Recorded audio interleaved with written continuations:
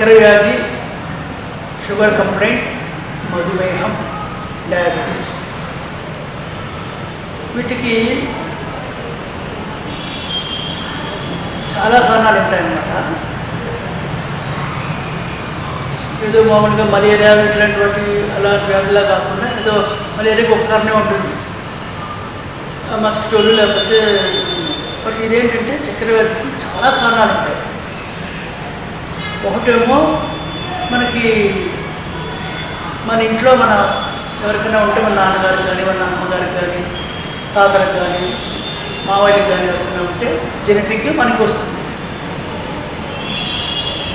తప్పకుండా రావాలని రూల్ లేదు.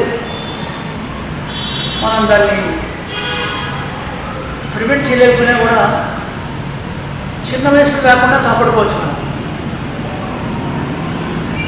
కొంచెం వ్యాయామం చేయడం, అనవసరంగా తినకుండా, ఎక్కువ రైస్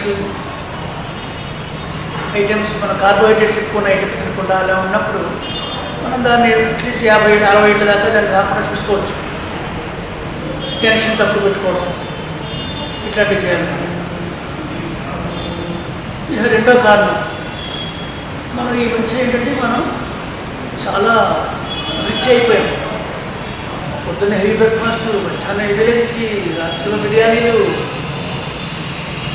ఇవన్నీ. దానికి తగ్గట్టు వ్యాయామం లేదు. వ్యాయామం ఉండాలి కదా, మరి తగ్గిపోయింది. ఓ 20-30 రూపాయలు టమాటాలు, ఉల్లిపాయలు కొనుక్కోవడానికి ₹1,00,000 వెహికల్లో వెళ్ళొస్తున్నారు. నడవడమే మానేశారు. నడవడం ఒక న్యూనత భావం అనుకుంటున్నారు. దానివల్ల వచ్చిన ప్రాబ్లం అనమాట. ఇదివరకు మరి ఓళ్ళలో పొద్దున 10 కిలోమీటర్లు వెళ్ళి వచ్చి ఆ పని అయిన తర్వాత సాయంత్రం మళ్ళీ 10 కిలోమీటర్లు ఇంటికి వచ్చేవాడు. వాళ్ళకి చక్కెర వ్యాధి రాలేదు. వాళ్ళు వేరే కారణం వల్ల చనిపోయి ఉండొచ్చు, పాము కాటు వల్ల, లేకపోతే ఏదైనా ఇంజరీస్ వల్ల, డ్రౌనింగ్ వల్ల. ఈ వ్యాధి రాలేదు వాళ్ళకి. కానీ ఇప్పుడు మనం మిగతా వ్యాధులన్నింటినీ కూడా ప్రివెంట్ చేస్తున్నాం.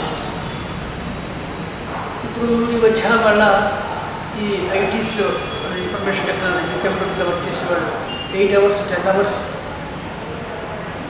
ఆఫీస్లో కూర్చునే ఉంటున్నారు. వాళ్ళు ఏ విధమైనటువంటి వ్యాయామం లేకుండా. దాంతో ఇప్పుడు 25 ఏళ్ళు 30 ఏళ్ళ వాళ్ళకే 300-400 నిమిషాలు వచ్చేస్తారు. సో ఇది మహమ్మారిలా వ్యాపించిపోతుంది. దీన్ని మనం ప్రివెంట్ చేయాలి, లేకపోతే మన దేశానికి నష్టం. మనం అన్ని విధాలా మనం పురోగతి సాధించాలంటే ఇది అడ్డుగోడగా ఇస్తుంది అన్నమాట. ఇక మూడో కారణం, బెంజిగారు కొనుక్కోవాలనుకోవడం, లేకపోతే 3 bedroom అపార్ట్మెంట్ కొనుక్కోవాలనుకోవడం, లేదంటే పెద్ద గోల్స్ కొట్టేసుకుంటున్నారు. తప్పకుండా ఇద్దరు కూడా 18 గంటలు వర్క్ చేశారంటే తప్పకుండా వాళ్ళు అచీవ్ చేయగలరు. కానీ దాంతోపాటు షుగర్ కూడా వచ్చేస్తుంది. అందువల్లంటే నేను ఈ కాలంలో చెప్పేది ఏంటంటే కీప్ అచీవబుల్ గోల్స్. ఒక కారు కొనుక్కోవచ్చు, ఈ మార్కెట్ గారు కొనుక్కోవచ్చు, లేదా ఒక సింగిల్ బెడ్రూమ్ అపార్ట్మెంట్ కొనుక్కోవచ్చు. అది ఈజీగా అచీవబుల్, టెన్షన్ రాదు. ఇదొక ఇది అన్నమాట. తర్వాత ఇప్పుడు 40 ఏళ్ల క్రితం మన దగ్గర తక్కువ మందు ఉండేది. ఆ మందులు కూడా వాటి వల్ల సైడ్ ఎఫెక్ట్స్ చాలా ఉండేవి. ఇప్పుడు అలా లేవు, చాలా మంచి మందులు వచ్చేసాయి. ఈ రీసెర్చ్ చేసి చాలా మంచి మందులు కనిపెట్టారు. వాటిని మనం వాడుకోవాలి. డాక్టర్ గారు ఏంటి అడగాలన్నమాట. సార్ లేటెస్ట్ డ్రగ్స్ ఏమన్నా మేము చాలా ఏళ్ళకి ఇవే వాడుతున్నామని చెప్తే వాటిని మారుస్తారు.